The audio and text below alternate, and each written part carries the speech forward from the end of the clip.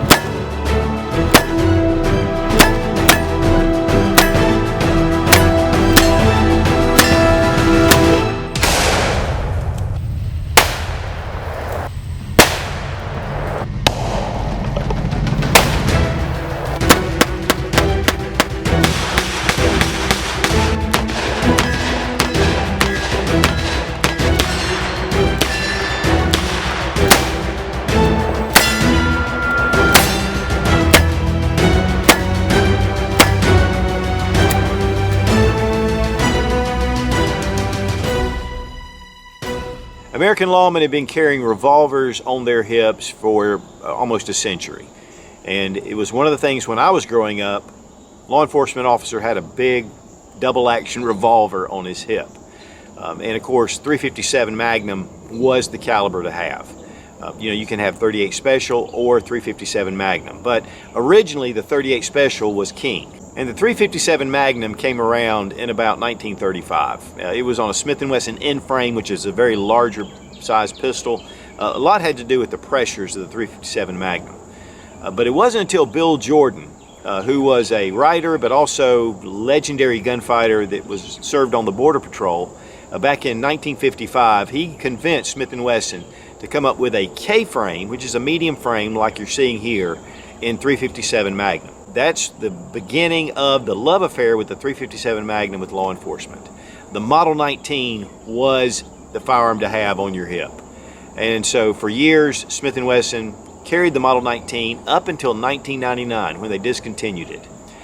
Now, 2018, Smith & Wesson has reintroduced their classic Model 19 in 357 Magnum and 38 Special. There's one thing about revolvers. It's almost like you step back in time and you just kind of make a connection with history. That's one of the things about the Smith & Wesson revolvers, and especially the Model 19, because so many police agencies use this firearm. In fact, the majority of police agencies across the country use the Model 19. Of course, started out as the Combat Magnum in 1955, and in 1957 was designated the Model 19. The blue finish on this handgun is just gorgeous. I love the traditional blue. Now, I'm a big fan of a lot of the other finishes now because, they're just so wear resistant and they really protect the firearm. But there's just something about that deep, rich blue that's just something, it just really kind of strikes a chord with me anyway. We're going to check to make sure the gun is unloaded, but obviously you can see the rounds typically through the chamber, but just for good measure, we're going to check it out. There are some differences between the original Model 19s and the new Model 19, the Classic. One of the things they tried to do is to keep it in the same lines as the original, as far as the appearance and most of the features. But there are some differences, and we'll take a look at that in just a minute because I want to talk about a few things. But one of the things that I really love about this particular handgun are these walnut grips. They are gorgeous. They have a beautiful look to them, and of course, very precise with the laser engraving. It just makes it very clean. The grain is really coming out beautifully all the way through. Now, one of the big changes, and you'll notice as I pull it up here, that the standard grip for the Model 19 was a square butt, unless it had a short barrel. And so that means the grip would actually come all the way down to here and then would come across, and you would have to have a grip like this. With the round butt, you can actually get a smaller, more compact grip to put on here, like a Hogue grip or different grips like that are smaller, that are not so squared off down here at the bottom. But obviously with this grip, it gives you both. And when you're shooting full house load 357 Magnums, it's kind of nice to have a good solid grip on the pistol. Or I should say revolver. A lot of people, they don't really consider this a pistol, that semi-automatics are pistols or single shots, but that this is a revolver. So we're just going to try to keep it that way. One of the big things about the Model 19 though was it was designed for police. And law enforcement back in the day, I mean, they were carrying revolvers because they were just so reliable. One of the things about early semi-automatics were they just were hit and miss a lot of times, especially when you started getting into jacketed hollow points, and they could be a little bit finicky. And so with the wheel guns, I mean, you pull this trigger and they fire as long as you have good quality ammunition. Now this obviously is an all steel frame pistol, and it has a nice heft to it, which I like. If I'm going to be shooting .357 Magnums, I love it. Now it has the 4 1/4 inch barrel. It also has adjustable sights, which are for elevation and windage, and then a front orange tip here at the front. And then you have an anti-glare serrations that go along the barrel. And you can just see how this thing fits in very nicely. I mean, this gun is just extremely well done. And you know, Smith & Wesson just re-releasing these, they did do some upgrades to this pistol, and some will say that they're not really upgrades, especially purists that really love the old traditional Smith & Wesson revolvers. And so what I'm going to do is I'm going to bring out my Model 10. This is one of the older style Model 10s. They're both on the K-frame, but the Model 10 only shoots .38 Special. It does have this bull barrel, and this is one of my favorite revolvers, hands down. I just love the Model 10, and a lot of it has to do with just the fact that that was what I first bought. Now, one of the things you're going to notice on the original Model 10 is this little pin right here. This is a pin that runs all the way through, and this is considered a pin barrel. Your barrel's screwed in, and then they run this pin through to keep it from rotating out. And so that's one of the things a lot of the older guns have. And a lot of people, especially purists, really like that feature. Here with the Model 19 Classic, it is not pinned, but the way they attach these barrels, they are super secure. So, you know, it's just a matter of taste. These guns are built really strong. Now, another big difference is right here with the ejector rod. And I'm going to go ahead and bring it out.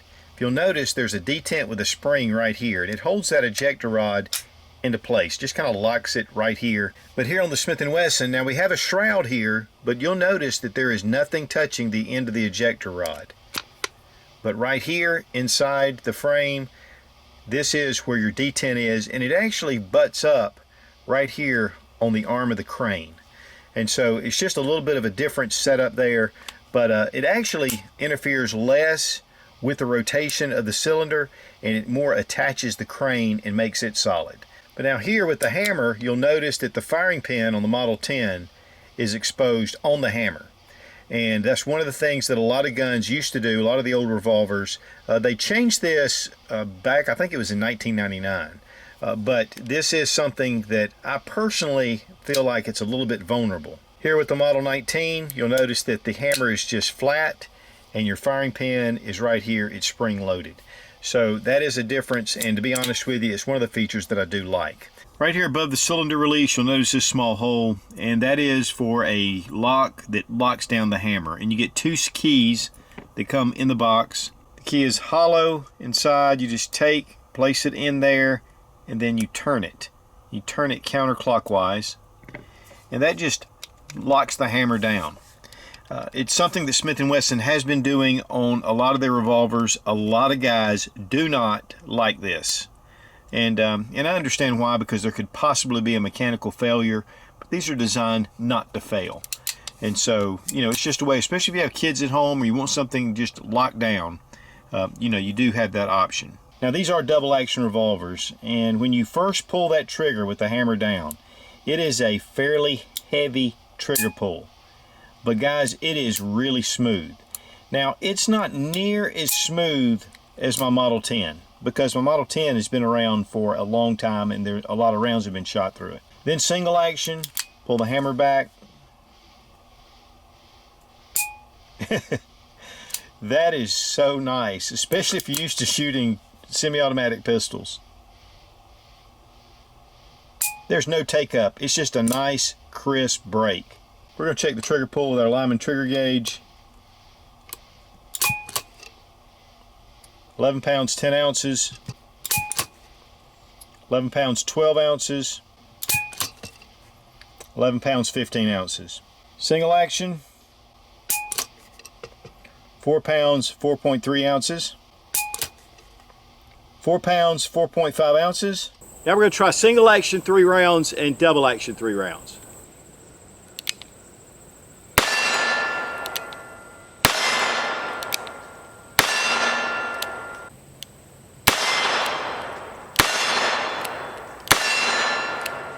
We're going to take 3 shots of 38 Special and then follow up with 3 shots of 357 Magnum just to see the difference.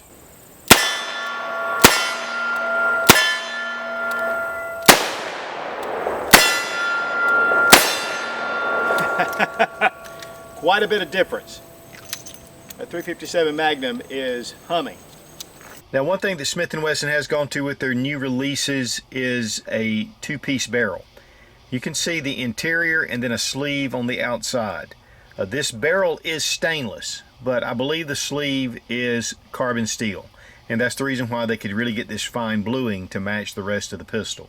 One of the things, though, that this does, it increases accuracy.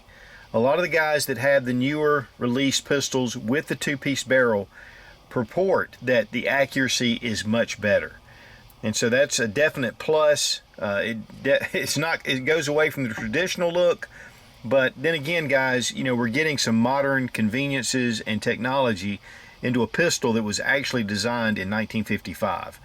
So while there are some things that, you know, may not appeal to you because you may be a purist again, or you may feel that the original Smith & Wessons, you know, are just better built.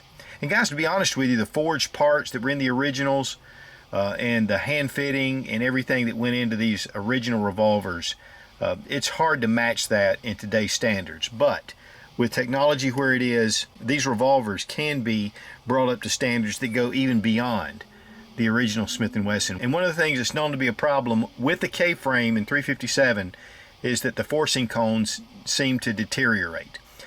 With the stainless barrel, I'm sure that it's going to help that forcing cone to stay intact. Now here you can see on the K-frame, this is the square butt, how it comes all the way down, and then we have the shorter grip for the round butt. And this is the Model 19, this is the Model 10. And just for those who wonder, these are old Safariland grips that have been around for a long time, and I just happened to find a pair at the gun show a while back and put them on this revolver, and I just loved them when they used to make them, and so I was really glad to get a pair of them. And these grips have not been made for years. And the weight on the Model 19 Classic, 2 pounds, 5.2 ounces. We're going to be shooting some different ammunition.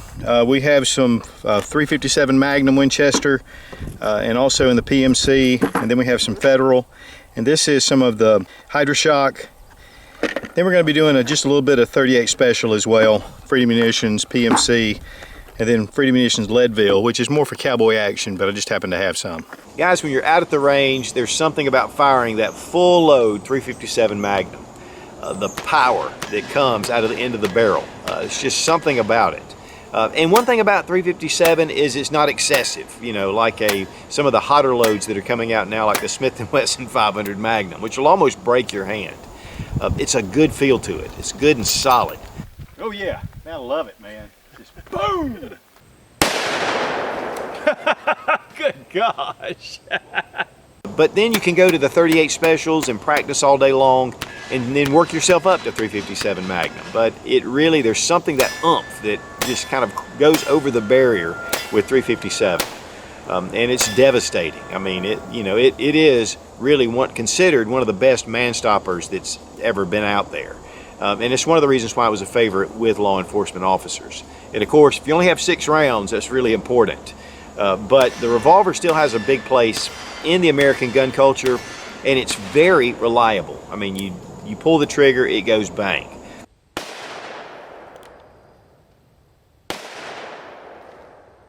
If you're into guns, but you've just never really gotten into revolvers, I highly recommend getting out to the range with a good 38 Special or 357 revolver. You'll love it. Rubber Dummies is one of the best training tools on the market, and you get a 10% discount using Suit00 when you click the link down in the description. Now, the manufacturer suggested retail price on the Model 19 Classic is $826. And really, that's not much different than what you're seeing a lot of your Model 19s in similar condition are going for, maybe even more, because of the Classic. But with these being reintroduced, you know, we'll just have to see where the prices go. And of course, you're going to pay considerably less at your gun shop. And one of the great things is they do have a lifetime service warranty on these pistols from Smith & Wesson. And the good news is Smith & Wesson's customer service is excellent, at least all that I've ever dealt with. I mean, guys, I'm telling you, we live in the golden age of firearms, and they're bringing back even the old classics for us to enjoy with a modern twist to it. No, guys, it's not identical to the original Model 19. But if you added all the forged parts and the hand fitting that goes on with the originals, this gun would be $2,000. And so I think it's really a nice fit. It's going to give you the experience of a Model 19. It's going to actually be probably more accurate. It's going to be even more durable. And so I think it's just a really good choice. And I want to thank Smith & Wesson for sending the Model 19 for this review. It has been a pleasure. And getting out to the range, slowing things down a bit. Yeah, you're not switching out those magazines so fast. But I'll tell you what, when you take those shots, you make them count. Be strong, be of good courage. God bless America. Long live the Republic.